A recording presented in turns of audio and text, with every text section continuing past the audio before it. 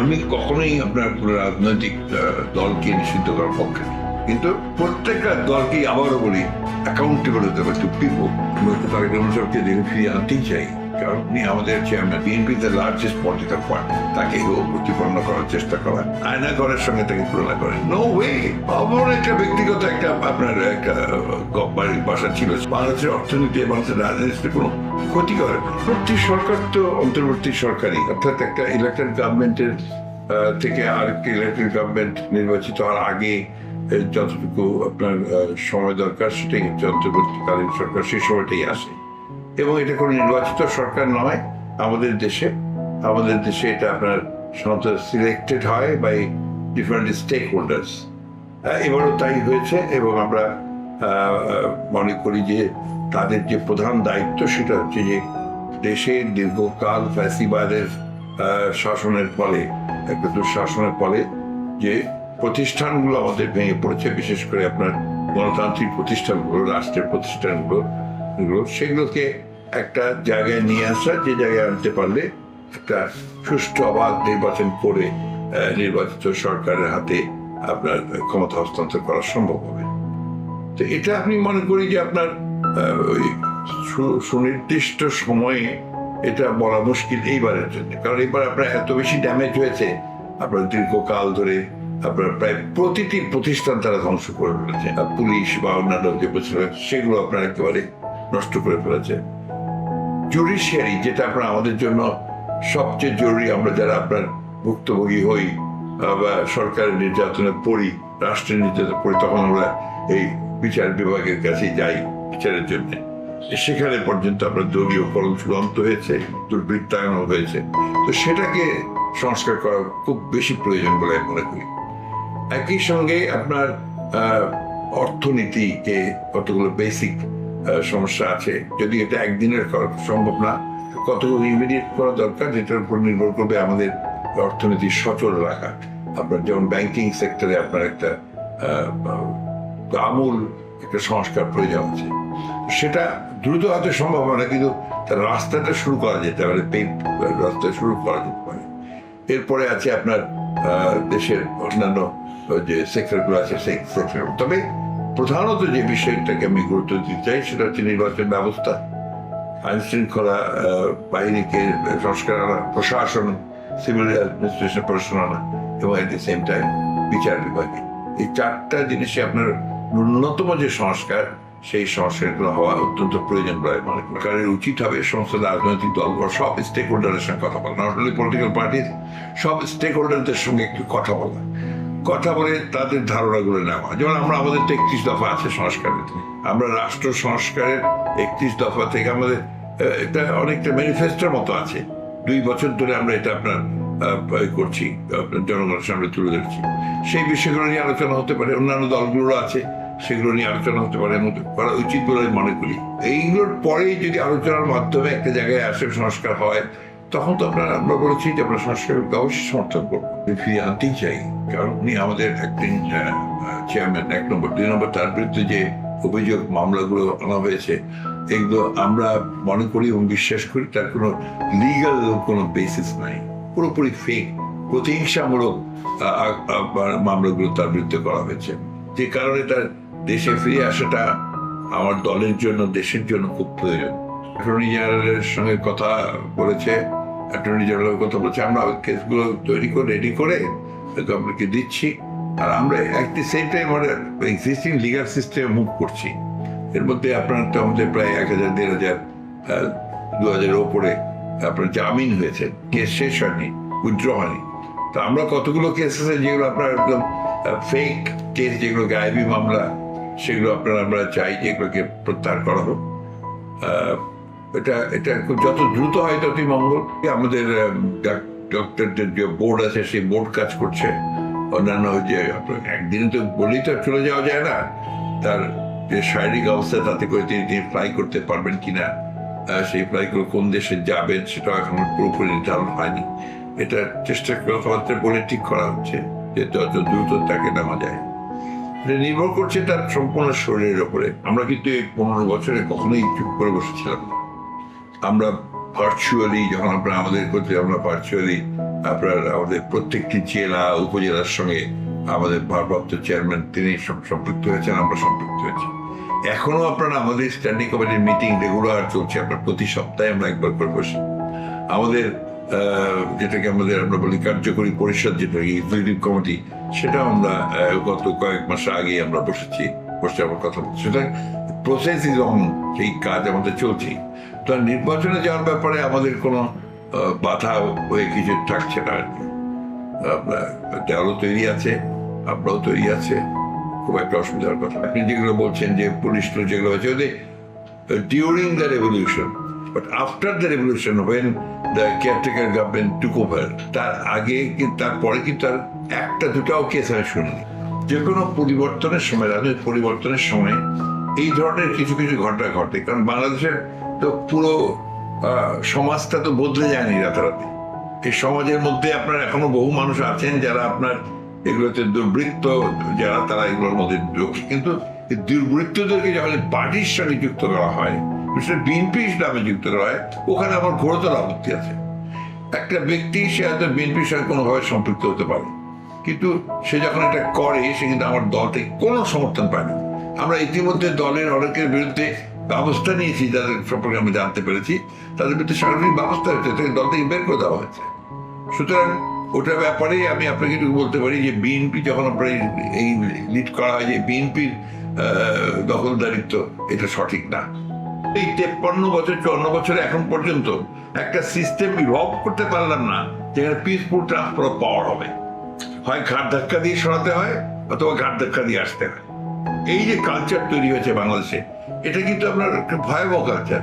এটাকে চিরতরে নির্মূল করার জন্য রাজনৈতিক একটা সমঝোতা দরকার, একটা একটা সমঝোতা লাগবে। সমস্ত এটা এমনি এমনি সমঝোতা লাগবে। সেই সমঝোতার মধ্যে দিয়ে আপনার এটা আসবে। ডেমোক্রেসিকে আপনার প্র্যাকটিস করতে দিতে হবে, চলতে দিতে হবে। একটা সুন্দর সময় এসেছিল আপনার 90-এর নির্বাচনের পর থেকে, একটা কেয়ারটেকার গভর্নমেন্ট সিস্টেম আপনার এসেছিল, ওটা due to culture of Bangladesh politics. ওটাকে আপনার এখন কন্টিনিউ করতে হবে। আমাদের প্রস্তাব আছে, আমরা নিরপেক্ষ সরকারের অধীনে নয়, 90 দিনের যে সময়টুকু সেটাকে আমরা পার্মানেন্ট করতে চাই। আমাদের প্রস্তাব আছে আমাদের, যেটা সংবিধানে সন্নিবেশিত হওয়া উচিত till we become more Democratic. আন্দোলনের জন্য জোট, এটা কিন্তু আমরা অনেক আগেই আমাদের এটা ইনফ্যাকচুয়াল হয়ে গেছে। এটা আপনার এখন কোনো কাজ করে না। তারপরেও আমাদের অন্যান্য দলগুলোর সঙ্গে আমরা আলাপ অব্যাহত রেখেছি, কারণ আপনার এখনো তো কেয়ারটেকার গভর্নমেন্ট আছে। সুতরাং রাজনৈতিক দলগুলোর সঙ্গে আমরা আলোচনা রাখছি, এটা খুব জরুরি। সবগুলো দল কিন্তু এখন এই মুহূর্তে আমাদের কোনো জোট নেই। কিন্তু যুগপৎ আন্দোলনে আমরা জাতীয়তাবাদী দল সবসময়ই আপনার গণতন্ত্রে বিশ্বাস করে। আমরা আবার ভালোবাসা, সৌহার্দ্য এবং আপনার একটা সুসম্পর্কের মধ্যে রাজনীতি করতে চাই। তো আমরা সেটাকে সবসময় ওয়েলকাম করি, কিন্তু অ্যাট দি সেম টাইম সবচেয়ে বড় যে জিনিসটাতে গুরুত্ব দিই সেটা হচ্ছে জবাবদিহিতা। জনগণের কাছে আমার জবাবদিহিতা। আজকে আওয়ামী লীগকেও ঠিক একইভাবে তার জবাবদিহিতা করতে হবে জনগণের কাছে, যে গত 15 বছরে তারা কি করেছে না করেছে, তাদের বাংলাদেশের অর্থনীতি রাজনীতিকে কিভাবে তারা ধ্বংস করেছে, সেগুলো জবাবদিহিতা তারা করতে হবে না? সেগুলো তারা করবে। সেই ক্ষেত্রে তারা যদি গণতন্ত্রের মধ্যে জবাবদিহিতা সব কমপ্লিট করে রাজনীতি করে, আমাদের তো কোনো আপত্তি। রাজনৈতিক দলকে নিষিদ্ধ করার পক্ষে নেই, এবং আমাদের দলও সেটা বিশ্বাস করে না। আমরা আপনার এখানে বহুদলীয় গণতন্ত্র আমরাই প্রতিষ্ঠা করেছি, যে প্রেসিডেন্ট জিয়া রহমান সাহেব এটা শুরু করেছেন। আগে তো তারা একদলীয় শাসন ব্যবস্থা করেছিল, সেখান থেকে তো আমরা বেরিয়ে এসে বহুদলীয় গণতন্ত্র করেছি। আমাদের নেত্রী বেগম খালেদা জিয়া তিনি আপনার সংসদীয় গণতন্ত্র চালু করেছেন, তাই না? শুধু গণতন্ত্রের প্রতি আমাদের যে কমিটমেন্ট, এটা কিন্তু আপনার এটা স্বীকৃত, এটা আপনার প্রতিষ্ঠিত। আমরা সবসময় গণতন্ত্রে বিশ্বাস করি, কিন্তু প্রত্যেকটা দলকেই আবারও বলি অ্যাকাউন্টেবল হতে হবে টু পিপল। কোনো পার্টিকুলার কোনো দেশের পক্ষে আমরা বন্ধুত্ব চাই না। আমরা এটাও চাই না যে আপনার কোনো দেশ বাংলাদেশের কোনো পার্টিকুলার রাজনৈতিক দলের সঙ্গে অতিরিক্ত সম্পর্ক গড়ে তুলুক। আমরা চাই যে এখানে আমরা যেভাবে চাই যে সকলের সঙ্গে বন্ধুত্ব, তেমনি অন্যান্য দেশগুলো তারা এখানে সব মানুষের সঙ্গে একটা সম্পর্ক গড়ে তুলুক। কতগুলো মিডিয়াতে আপনার প্রচারিত হয়েছে এবং কিছু কিছু ব্যক্তি ওইগুলো প্রচার করেন, যেটা আমি মনে করি একমাত্র লক্ষ্য হচ্ছে যে BNP the largest political party, তাকে কেউ প্রতিপন্ন করার চেষ্টা করা এবং তার নেতৃত্বকেও প্রতিপন্ন করার চেষ্টা করা, তার নেতৃত্বকে দুর্বল করার জন্য। বিএনপি কখনোই জনগণের বিরুদ্ধে কোনো কাজ করবে, এটা কোথাও পাবেন না। আর বিএনপি যে বলছেন যে বিএনপি অনেক ভুল কাজ করেছে, হ্যাঁ এরা দল দেশ চালাতে গেলে কিছু কিছু ভুল হতে পারে, তার এমন কোনো ভুল না যে ভুলটা আপনার দেশের ক্ষতি করেছে, জনগণের ক্ষতি করেছে। বরঞ্চ বিএনপি যত কাজ ছিল সেগুলো জনগণের পক্ষে ছিল। বিএনপি, আপনাকে আমি বললাম যে বিএনপি এখানে আপনার বহুদলীয় গণতন্ত্র প্রবর্তন করেছে। বিএনপি এখানে মিডিয়ার যে ফ্রিডম আপনারা দেখছেন বিএনপি করেছে, আপনার সংসদীয় গণতন্ত্র বিএনপি করেছে, মুক্ত বাজার অর্থনীতি বিএনপি শুরু করেছে। আজকে গার্মেন্টস এর যে আপনার যার উপর এই অর্থনীতি নির্ভর করে আছে, এটাও কিন্তু বিএনপি শুরু করা। একইভাবে আপনার রেমিটেন্স, যে শ্রমিকরা যে আপনার বাইরে কাজ করে, এটাও শহীদ প্রেসিডেন্ট জিয়া রহমানের সময় শুরু করা। আপনি নিশ্চয়ই মনে করতে পারবেন যে 2007 সালে বাংলাদেশের প্রবৃদ্ধি কিন্তু 7.2 ছিল। দ্যাট মিনস বিএনপির একেবারে আপনার প্রাইভেট সেক্টরকে মানে গুরুত্ব দিয়ে যে উন্নয়ন কাজ, যে ডেভেলপমেন্টের কাজ, যে অর্থনীতিকে প্রচলন করার যে কাজ, সেটা সফল ছিল বলে কিন্তু সেটা সম্ভব হয়েছিল।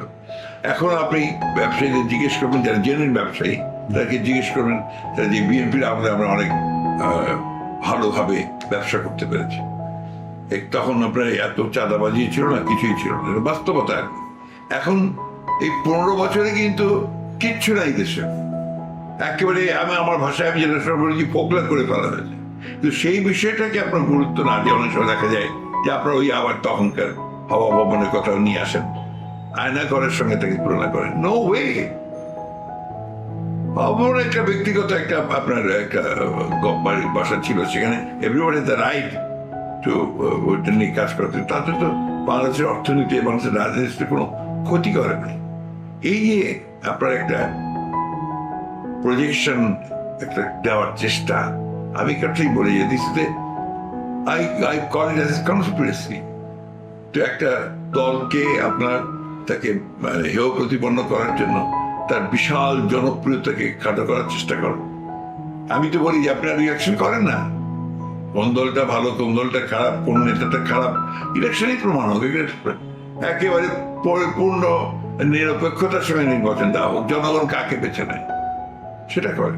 কিন্তু চাপিয়ে দেওয়া, এটা করলে ভালো হবে, ওটা করলে ভালো হবে, let's decide it the polls. আপনার আন্দোলন নির্বাচনের মধ্যে দেখুন যে কারা আসছে, সেটাই অ্যাকসেপ্ট করতে হবে। আমরা না আসতে পারলে আমরা পিছিয়ে চলে যাব। আমাদের আমলে আমরা এমন কোন আইন করেছি যে আইন গণতন্ত্রের বিরুদ্ধে গেছে? পারবেন না দেখা, বরঞ্চ প্রত্যেকে গণতন্ত্রের পক্ষে গেছে। আর আওয়ামী লীগ যে যতগুলো আইন করেছে সব গণতন্ত্রের বিপক্ষে গেছে। You can't compare Awami League with BNP. একটা গ্রস একটা ইনজাস্টিস হবে। আওয়ামী লীগ ধ্বংস করে দিয়েছে দেশকে, আমার স্বাধীনতার চেতনা তাকে ধ্বংস করেছে, আপনার আমার অর্থনীতি তাকে ধ্বংস করেছে, আমার রাজনীতির স্ট্রাকচার তাকে ধ্বংস করেছে, আমাদের যে আপনার মূল্যবোধ তাকে ধ্বংস করেছে, আমাদের যে সোল সেই সোলটাকে ডিস্ট্রয় করে দিয়েছে বাংলাদেশে। এখন আওয়ামী লীগের সঙ্গে আমাদের তুলনা করলে তো চলবে না। জুডিশিয়ারি চিন্তা করতে পারেন যে একজন জাস্টিসকে পাবলিক পেটাচ্ছে, চিন্তা করতে পারেন ওয়াই? বিকজ আওয়ামী লীগ তার অবস্থা ওইটা হয়েছে, একজন জাস্টিসকে পেয়ে তাকে ওইভাবে পেটাচ্ছে। কখন হয় এটা? যখন মানুষের পুরো ক্ষোভ, পুঞ্জীভূত ক্ষোভের বই প্রকাশ করতে থাকে। আপনার আদালতের মধ্যে অত্যন্ত শ্রদ্ধেয় নেতা তাদেরকে ডিম মারছে। কখন এটা হয়? যখন আপনার মানুষের যে পুঞ্জীভূত ক্ষোভ, সেই ক্ষোভটাকে, এটা আপনার কখনোই ইকুয়েট করা উচিত হবে না বিএনপি আর আওয়ামী লীগ। বিএনপি এই দেশে সবসময় সবচেয়ে ভালো জিনিসটা দেওয়ার চেষ্টা করেছে। আপনার আওয়ামী লীগ একদলীয় শাসন ব্যবস্থা বাকশাল করেছিল, আমরা বহুদলীয় গণতন্ত্র দিয়েছি। আওয়ামী লীগ আমরা এখানে সংসদীয় গণতন্ত্র দিয়েছি। আওয়ামী লীগ সমস্ত পত্র পত্রিকা বন্ধ করে দিয়ে মিডিয়া ক্লোজ করে দিয়েছিল, আমরা সেখানে মিডিয়া ওপেন করে দিয়ে আমরা সমস্ত চ্যানেলগুলো বলেন পত্রিকাগুলো সেগুলোকে আমরা চালু করেছি। আমরা ব্যবসার ক্ষেত্রে ক্লোজ ইকোনমি বাদ দিয়ে আমরা একটা ওপেন ইকোনমি নিয়ে এসেছি, আমরা করেছি। সুতরাং আমি মনে করি না যে এটা আপনার খুব জাস্টিস হবে টু ইকুয়েট বিএনপি আর আওয়ামী লীগ। আপনি আওয়ামী লীগ তৈরি করেছে ভয়াবহভাবে অত্যাচার, নির্যাতন, নিপীড়নের জন্য, এবং সেখানে যেই আপনার ডিসাইড করেছে সেটা। আর আবহাওয়া একটা অফিস ছিল, একটা ব্যক্তিগত অফিস ছিল, পলিটিক্যাল অফিসার সেখানে টর্চার হয়েছে এরকম কথা কেউ বলতে পারবে কোনোদিন? কেন ইকুয়েট করেন আপনারা, এটা আমি বুঝতে পারি না।